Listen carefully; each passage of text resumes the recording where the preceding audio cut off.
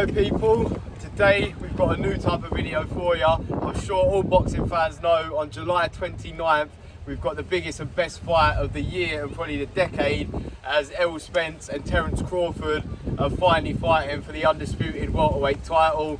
It's a fight boxing fans have wanted to see for years. Me and Rav are proper excited for it, and we're going to try something new and give you a tactic and breakdown video today, acting out some tactics, and then we'll both give our prediction at the end of how this brilliant, intriguing fight is going to go, so stay tuned. Right, so we'll start with Errol Spence and his tactics to win this fight. Obviously, he's coming up against one of the best in the game, so whilst his style usually is effective, he likes to keep it simple and just come in, work the body, grind you down, change the levels. He's going to have to be a bit more versatile against Crawford, because obviously he's up against one of the best counter punchers in the game. Shots we know Errol Spence loves to throw, which I do think will work against Crawford.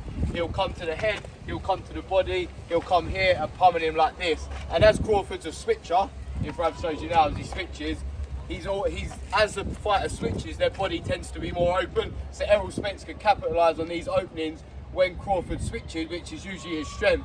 Make that his weakness. Come in as he switches, throw to the body, have a little angle off, make sure that Crawford doesn't counter punch you. And yeah, that's what he's got to do. The first 3-4 rounds of this fight are really important for Errol Spence to lay the foundation for the rest of the fight, because if you let Crawford get into your groove, if Rav showed you some of the shots, like I'll come in, if I just come in like this, Crawford's a brilliant counter puncher. He's going to catch me to the head, he's going to catch Spence to the head, to the body. But Errol Spence has to be ready for that. He might have to take a few shots to land loads of his own, because if he lets Crawford get into his groove and stands off too much, it's going to become Crawford's fight. Errol Spence has to get in and, as I said, pummel that body, step off to the side, throw Crawford off his game and just make it a rough and tough fight.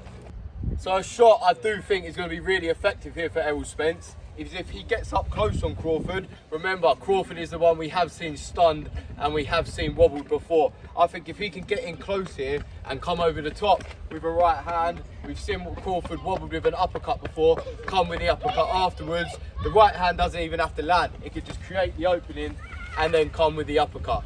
And let's see if Crawford could take Spence's power during this fight, which is the same for most fights, but especially the fights at the highest level, which this very much is. It's what fighter can get their jab into play the most and work the jab and keep the other fighter not necessarily at range, because Errol Spence, although being the taller fighter, he's the one who actually wants to get inside close here. But that doesn't mean he can't use his jab effectively. With Errol Spence, you'll see he'll pop his jab. He won't be here trying to keep Crawford at range. He'll be find the range, pop the jab everywhere. And it doesn't even have to necessarily be a solid jab, it's just to create the openings so then he can come in and throw his own shots. Obviously, it helps if it is solid and throws Crawford off his game a bit more too.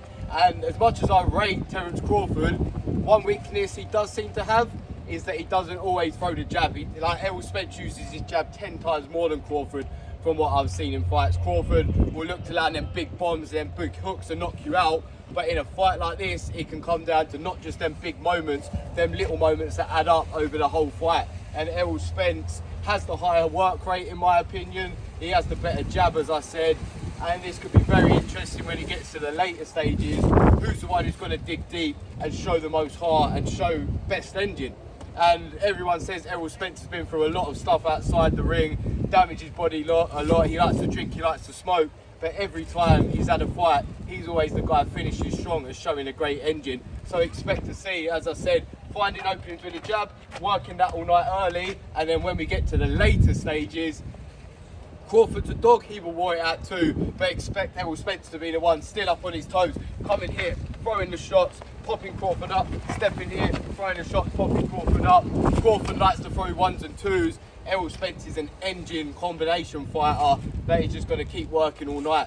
That's his key to victory here. Start fast, keep going in the middle and finish fast, and just work them body shots as much as you can. Different heights with a jab as much as you can, and yeah, just try and break Crawford down, because if you let Crawford find his range, it's over for you. So that's my finishing prediction for what Errol Spence is going to do and has to do, is just make it a rough and tough fight. Terence Crawford tactics. Terence Crawford is a fighter I rate massively and massively. I think he beats pretty much everyone in the sport at his best, but he has to be at his very best here. against Errol Spence. I've done Spence's keys to victory. Let's see how Crawford, now the counter puncher, will capitalise on these keys. Can he overcome them? We'll find out on July 29th, but I'll give you now what I think he has to do. We know Errol Spence, as I said earlier, he comes in a lot with a jab to the head and jab to the body, a jab to the head and jab to the body. If you do that, jab to the head, jab to the body. Terence Crawford, a switcher, he can come from either stance, a counter punch, he loves to throw as you come in and do that. So you come into the head and come into the body. Uppercut there. Crawford loves an uppercut, he loves a looping hook, but I think just to start off with, find your range against Errol Spence. We know Crawford's a counter puncher. He will come forward and try and throw his own shots if he has to, but I think he's going to be expecting Errol Spence, as he always does, to come in. He's going to look to find his range early. So he'll loop them shots up there. The shot I would definitely look for early if I was Crawford is as Spence comes in, lean back, uppercut there, and then even if he switches to the other stance, as you come in again, lean back and uppercut there. And if you could catch Errol Spence, we've seen that chin hit before, but Crawford hits differently with much more power. So we'll see if Errol Spence, if he does get caught with an uppercut like that, will it drop him? We don't know. I don't think Errol Spence will get dropped in this fight, but I think he'll feel enough power that he'll gain his respect a little bit and he'll be a bit more reluctant to come in.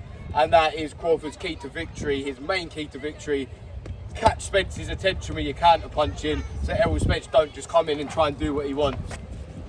So yeah, as I said, early rounds, Crawford, catch Spence coming in, try to be not necessarily on the back foot, take the centre of the ring still, come in as Spence bends down, throw the uppercuts, all of that in the early rounds. Now the later rounds is just where this is going to get really interesting, because as I said, Terence Crawford's a dog. He'll try, if he has to come forward, he likes counter punching, but if he has to come forward and get on someone, we've seen that. He'll drop his hands, he'll throw his hands about, he'll do that, he'll just hook you down, he'll throw his bomb.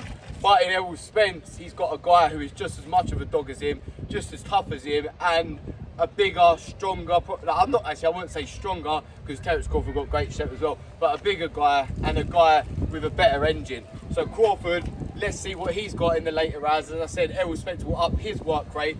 Will we start to see Crawford throw combinations that we ain't really seen before? Like I said, he likes to throw ones and twos, loop like this, he'll come with the looping shots, come over there like that, but I think we're going to have to see Crawford get on his toes a bit more, box in and out a bit more, and start to throw more combinations than what he usually throws.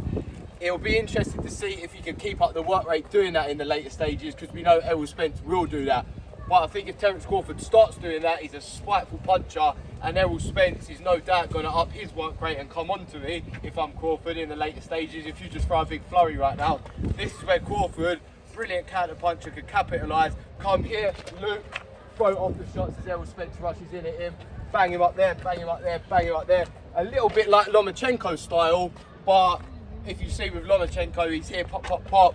I'd like to see Crawford step, plant his feet and throw them bombs on Spence and really hurt him, really test Spence's toughness here, because everyone says Spence is tough as hell, but Crawford hits hard as hell. So that's going to be very interesting to see in the later stages of this fight. I think it's going to light up. I think both guys are just going to go at it, and although they're both brilliant boxers, they both love a war too, and it's going to be a highly skilled war in the last 6 rounds of this fight. But now we'll go on to our predictions.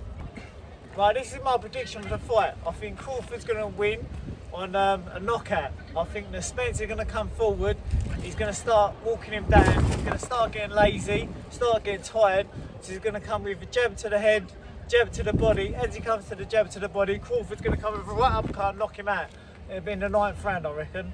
Right, that's a big shout. Yeah. My prediction, I do think this is going to be a super close one. We both think this is going to be close. Rav thinks it's going to be a knockout, but I think this is going to go to points, and it's going to be to the wire. Very, very, very close. I think this fight's going to happen in chunks.